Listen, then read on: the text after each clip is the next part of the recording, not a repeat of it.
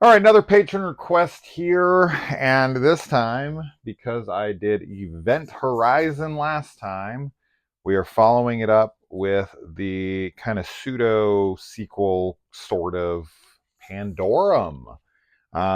This one was produced by Paul W.S. Anderson, and it definitely has a somewhat of a connection in feel, sort of. Not really. I know a lot of people like to refer to this as some kind of like spiritual sequel.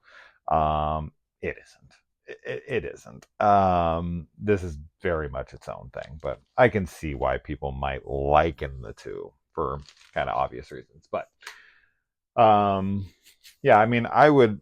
There's other movies that feel more in line with this one, as far as like people getting into a ship to leave the Earth because Earth is dying and they're gonna go inhabit another planet. I mean, how many space movies are like that, right? There's so fucking many. Event Horizon ain't one of those movies, right? Like Event Horizon, we already went over it. That's not what that movie's about. Okay, so this one stars Dennis Quaid and Ben Foster. Dennis Quaid isn't in this movie very much. I was actually pretty surprised by how little screen time he actually had.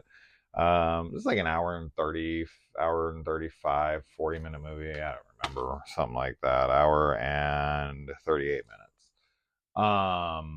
No, an hour and 48 minutes. Sorry. Yeah, he's definitely, he can't have more than 15 minutes of screen time in this movie. Ben Foster is very, very much the main character of this film. And then Norman Reedus makes even less of an appearance here. He might be in this thing for 3 minutes. He is very quick. This is when he was kind of nobody. I shouldn't say nobody, but he was definitely not the name that he is now after stuff like The Walking Dead. Did this? I would assume this came out before Boondock Saints, right? So he had some kind of indie fame for that one. But Walking Dead is probably where he got more of his like name recognition with the general audience. All right. So as far as my thoughts on the movie, to start, I didn't really. I liked things about it for sure, and overall, I think it's got it's good. I don't know. I felt like the movie never really connected to me. The characters for me felt kind of hollow. I know that I don't know. I just wasn't connecting with it that much. We'll talk more about it as I talk about the film, but I didn't really love it the first time, and I was really curious to revisit it because I was like, all right, maybe on this watch I'll totally flip on it because I've always kind of stated I was whatever on the movie, and I like it more than I remember, but not a whole hell of a lot more. It kind of reminds me of The Descent, which The Descent is better, but it's like The Descent set in a spaceship as opposed to a mine or tunnels or caves. Um, I the creatures in this kind of feel like a mix between that. If I was to liken them to anything, and it's very similar, it would be something out of like Lord of the Rings, right? Like they kind of remind me of like the goblins in Lord of the Rings, or maybe mixed with the orcs. Um, and then you could they some of their gear kind of reminded me maybe of like Ghost of Mars or even Road Warrior. Um, so this definitely felt like something Neil Marshall would do because he also did Doomsday as well as The Descent. So it had kind of a Neil Marshall flavor to it from like his older films. So, all right. So one of the comparisons for sure is that this movie starts with the years of big space events like 1969, we landed on the moon, blah blah blah. Right. And in 2153, we had 24.34 billion people on the planet. That at the rate we're going, that might be an underestimation because we're at 8 right now. This is in 120 years. We've doubled our population, over doubled our population since the JFK administration, which was 50 years ago. So, yeah, I mean, 16 billion in another 50 years, and then another 50 years from that, you'd be at 30 something billion. I don't think the planet would be able to sustain. We're at 8 billion now, and we're struggling a bit. I don't know how many more billions of people that this planet can handle. So I don't know if we'd ever get near 20. I don't know if the planet could hold 20 billion people. I don't think so personally. Um, 10 is gonna be a fuck ton. That's 8's already crazy. When I was a kid, it was at like 6 something, like high sixes, and now it's at 8. It's exponentially growing. Um, and then you've got assholes out there being like, "Oh, fucking birth rates are dropping." Like this is a crisis. What? Anybody who tells you that the birth rate is dropping, they're either idiots or they're like white nationalists who are like, this is like a dog whistle for that. Like, no, no, no, no, no. Just like purebred white people are dying out, right? There's a lot of like mixed race people and other people. Like, they're like, no, no, no, no. The white race is dying out. Fucking, it's crazy to me when people say that. I've heard that plenty of times. Or, yeah. Anyway, moving on. It's just so fucking stupid. Yeah, okay. Yeah, we're really hurting for people. Have you ever fucking been anywhere? You ever tried to go to like Disneyland? You ever tried to go anywhere? Please. Um, the Elysium. This, of course, reminds me of the um, fucking Matt Damon movie, directed by Neil Blomkamp. I seem to be one of the only people who likes that movie. That and Chappie. Those movies get shit on pretty hard.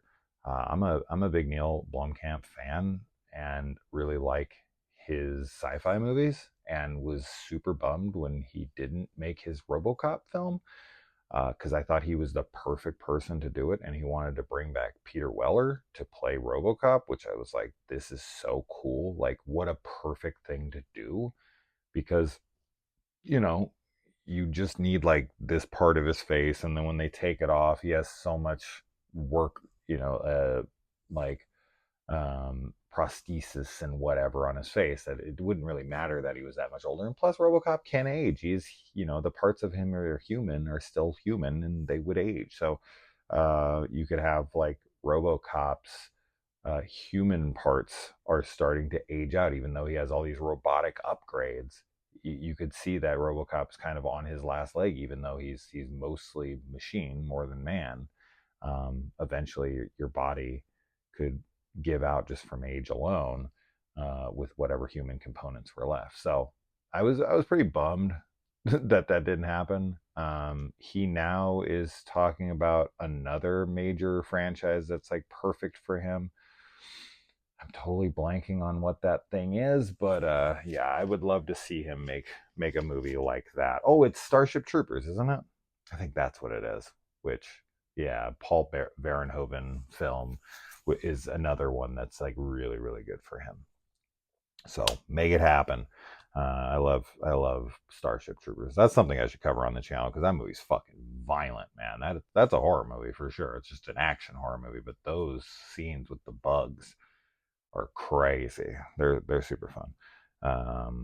Yeah, the Roughnecks, isn't that what they're called in that movie? Come on, you want to live forever? Casper Van Dien. It's been so long since I've seen Starship Troopers. I just remember Neil Patrick Harris and He's Afraid and all that shit. It's been a long, and isn't Jake Busey in that, as well as Dina Meyer? I remember her because she gets naked in it. Oh, there's like they shower together. I remember being a kid and the idea of a unisex shower in the army or whatever. I was like, this kind of makes me want to join. All right. we've got anything will turn on a fucking teen or like a post-pubescent or even a prepubescent boy. Pretty much anything. You can look at fruit and get hard.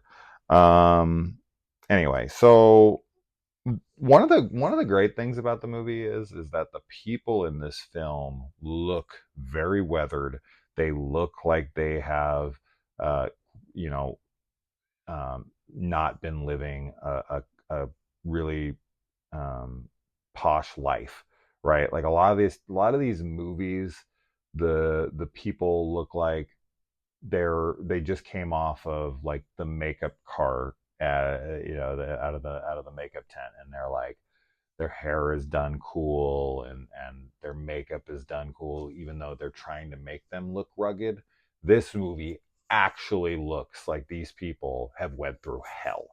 The guys have given themselves their own haircut. They're just kind of chopping away with whatever gets in the way, and there's like holes missing from their hair, and their hair is ragged as fuck all around, long pieces randomly here and there because they like missed it when they were cutting it themselves. That kind of stuff, those like little attentions to detail for me are so cool. They're so realistic. And yeah, it doesn't make them look cool. They don't do it so much with the girl, right? The girl is supposed to be like the sex appeal for the film, and she is very good looking.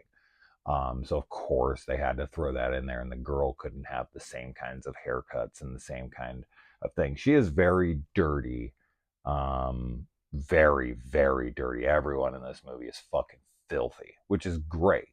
That should be how it is, with whatever they're doing. But her haircut looks pretty good. But everybody else's who didn't just come out of hypersleep, the guys that they run into that have been out for a while, they are fucked up looking, which is great. So A+ on that.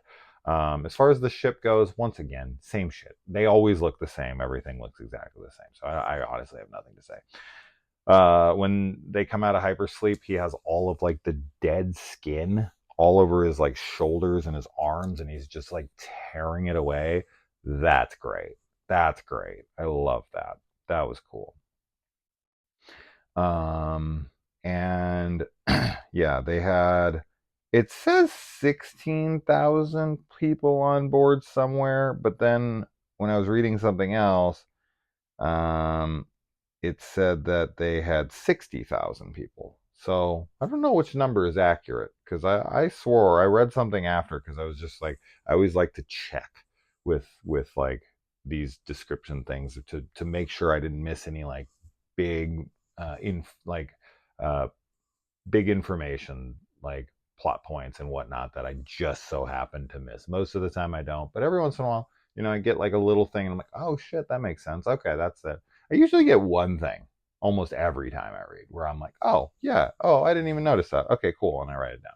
So I like to visit those things. And in the movie, I wrote 16,000 because that's what I thought it said, and on Wikipedia, it was 60,000. So I don't know. I don't know which number was which. Maybe 16,000 people were left, but then at the end, the only ones who survive are 1,211 other people, right? It's 2,000 or 1,213 people, but that includes our two main characters that survive. So there seems to only be about 1,200 people that get out of this ship, and they left, I think, with 60,000, and maybe at one point, maybe like 15,000 people who could have survived also just died from the flooding that were viable. I don't know. I couldn't really get that. So I know 5,000 people were shot into space by Peyton, who's not really Peyton. He's this other character. Um, I forget. Gallo. Yeah. So it's revealed in the film. Which anytime they do like the amnesia thing and no one knows who they are, you always know that one of the characters, including your main character, sometimes can turn out to be the villain. And then he remembers and he's like, oh shit, they did this in Paul W. Sanderson's Resident Evil. Alice and the dude who she thinks is her husband. We end up finding out that he's he's the villain. He's the one that set off the T virus inside the hive and whatever. So this is such a trope in these amnesia movies. They always do this as they kind of like remember more and more. It starts coming back to them, and we find out that, you know, this guy, Gallo kills Peyton. He freaks out because they find out Earth has died, that there is no return home. And so he wakes a bunch of people up. This reminds me a lot of the movie Passengers with Jennifer Lawrence, which I love. I think it's a really damn good space movie. Her and Chris Pratt, really cool movie. Asks a really good morality question that I think is harder to answer than most people would give it credit for, because a lot of people would just be like, no, I do the right thing.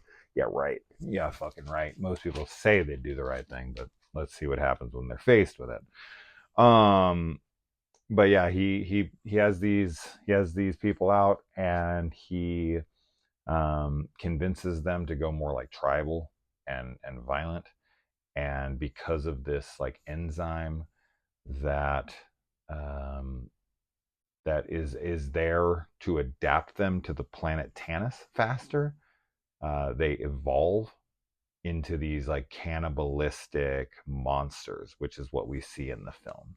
As far as the monsters go, they're pretty cool. I would have liked to have seen like this film be more graphic with them, for the fights to be more fun, but overall they're okay. There's a lot of choppy editing and whatnot with the action, so it can get pretty visually muddy. I it's just kind of a lot of darks moving around each other, and a lot of quick cuts, so you can't really orient yourself um, to it. So the geography feels a little all over the place and whatnot. So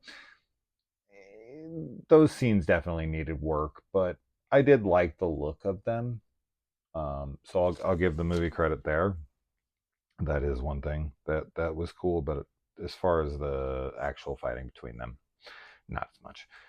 Um, and then, oh man, that one guy who gets he gets woken up from his hypersleep, and like falls out of his pod right into the monsters, and he's just hanging there as they're ripping him apart. I mean, talk about a fucking nightmare that is real, right? You would think he's dreaming, when you fall out of your pod. It's like the worst case scenario you could have.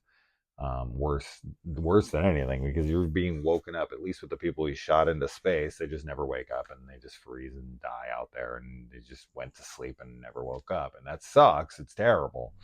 But to have to wake up literally, like, as you're like reorienting yourself from having been asleep for 923 years, I think is what it was, 900 and something years.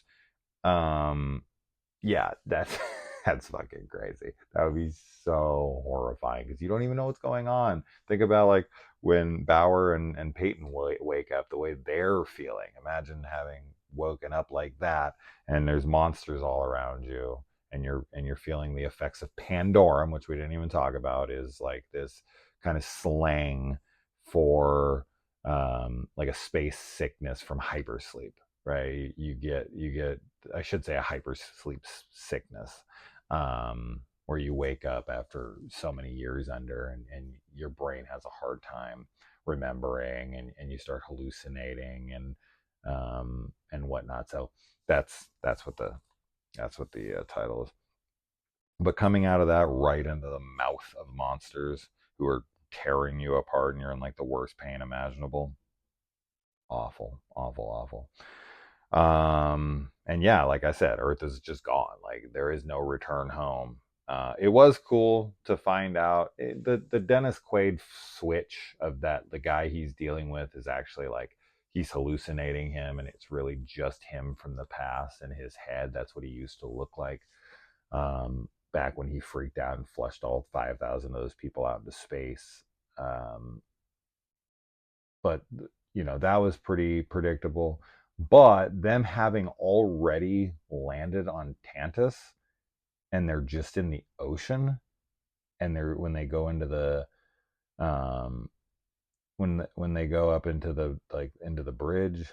Um, what am I thinking of? The Isn't that what it is? Whatever. They look out the windows and they're like, "We're in space. It's pure darkness, but there's no stars. Like, where the fuck are the stars?" And then they start to see like bioluminescent creatures like jellyfish and whatnot that are swimming by them, and they realize that they're in the ocean and that they've been on Tantus for 800 years.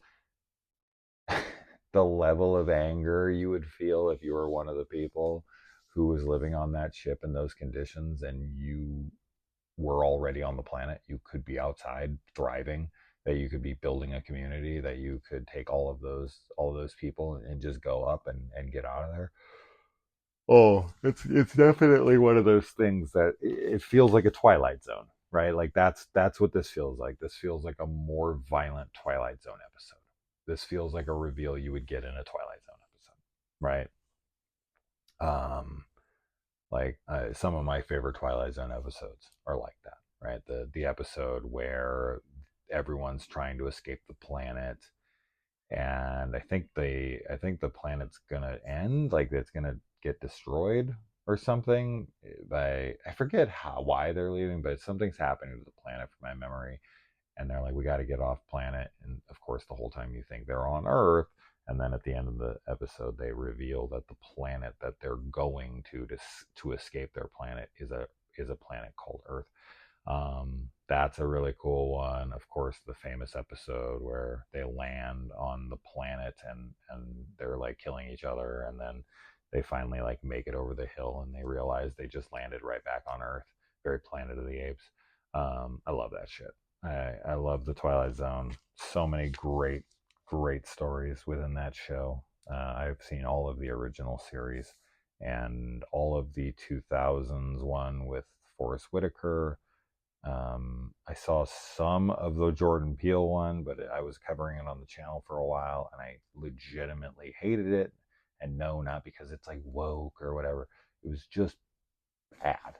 And that's like one of the very few examples of things that I actually thought the like kind of social commentary that they were going for was way too on the nose. It was like really poorly done. Where I was like, okay, come on, guys. You can do it a little more ambiguous than this. You can at least try to create some subtlety to things. Like this is just beating you over the head. And it was not good at all for me anyway. And then there was the 80s Twilight Zone as well, which I've seen very little of, if any. I think I've seen an episode or two, but so little. But what do you guys like in the Twilight Zone? Of course, the original is the best. I don't know anyone who would argue otherwise. I'd love to hear it, but the original series is undeniably the best of the four Twilight Zones that I'm familiar with, outside of the movie that Steven Spielberg and them made. All right, moving on. And yeah, let's see. I think I talked about mostly everything. Yeah, I mean, good thing they're by land. This place could have had this place. They could have landed right out in the middle of the ocean. They could have landed in like the Marianas Trench, type of thing. I know I'm getting very Earth, but comparing it to Earth a little too much. But it's what I know, right? It's the only planet I've been on. Funny enough, I was just reading a thing yesterday that said that they have found a planet that's like 1,000 light years away, where they're studying the atmosphere, and there's stuff in the atmosphere that on Earth is only in the atmosphere for one single reason, and this is because of like plant algae in the ocean. So they're just like, this seems to be evidence that there's life on this planet. They can't confirm that yet, and it would take a very long time to do so. But it was definitely a step towards finding that life is on other planets, which it undoubtedly is. I can't imagine in all of this space that we are the only planet that was graced with life. That just doesn't make mathematical sense to me. It doesn't make logical sense to me. There's trillions of freaking planets. Um, the fact that we're the only one is insanity to me. There's 100% life on other planets in my mind. There's no way that there isn't. Will we ever get in contact with them, or are they at a place evolutionarily where they could even talk to us? Like, are they just little organisms, right? But finding them is the problem, and finding them in the same time period in which they're able to communicate back evolutionarily, and being able to cross that distance in order to ever hopefully meet or talk to them. This is where it becomes very problematic. This is where it becomes very complicated. In order to ever contact another planet, you have to find it. Good fucking luck. It has to be in a system that you can communicate with. Blah blah blah. Anyways, we're off topic. You guys get what I'm saying, or at least most of you do. Yeah, this one's fine. I'm not huge on it. Most people didn't seem to be either. It does have a good IMDb score. It's like a 6.7, which I think might be even higher than Event Horizon. I think Event Horizon is a better film, personally. This had a $33 million budget, only made $20 million, so this was a bit of a bomb. But I liked it. It's not something I have any interest really in revisiting, but it's a good little space movie. I hate little. Why do I even say it? I hate when people say it, especially with like bigger movies like this. Like it's a cute, like they'll talk about like Avatar or something, and they'll be like it's a cute little sci-fi movie. Little, little. This isn't a little movie. This is a fine movie. I don't know. I didn't connect to it as much. So, what do you guys think? Have you seen it recently? And what are your thoughts on everything I said?